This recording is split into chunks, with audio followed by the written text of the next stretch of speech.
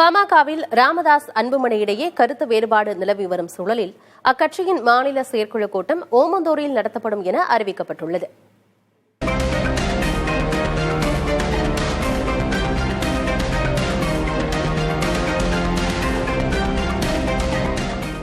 பாமகவில் உட்கட்சி பூசல் நிலவும் சூழலில் அக்கட்சியின் நிர்வாகக் குழு கூட்டம் தைலாபுரத்தில் நடைபெற்றது.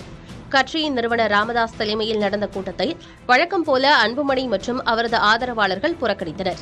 கூட்டத்தில் புதியதாக நியமிக்கப்பட்ட பொதுச் செயலாளர் முரளி சங்கர், பொருளாளர் சையத் மன்சூர் ஹுசைன், கௌரவ தலைவர் ஜி.கே. மணி, அருள்மொழி, ஏ.கே. மூர்த்தி, எம்எல்ஏ அருள் உள்ளிட்டோர் கலந்து கொண்டனர். மேலும் அன்புமணி திலகபாமா அங்கம் வகித்த பழைய நிர்வாகக் குழுவை கலைத்து ராமதாஸ் உத்தரவிட்டார்.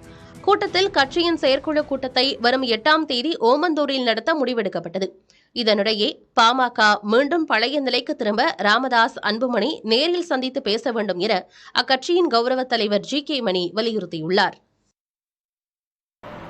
பாட்டாளி மக்கள் கட்சி தமிழ்நாட்டில் ஒரு வலிமையான கட்சி என்று பேசப்பட்ட நிலையில இப்ப ஏற்பட்டிருக்கிற ஒரு நெருக்கடி, ஒரு குழப்பமான சூழ்நிலையில நான் மன உளைச்சல் வேதனைப்படுறது மாதிரியே எங்கள் கட்சியில் இருக்கிற பொறுப்பாளர்கள், அடிமட்டத்தில் இருக்கிற கீழே இருக்கிற எல்லாருக்கும் கடுமையான பாதிப்பு.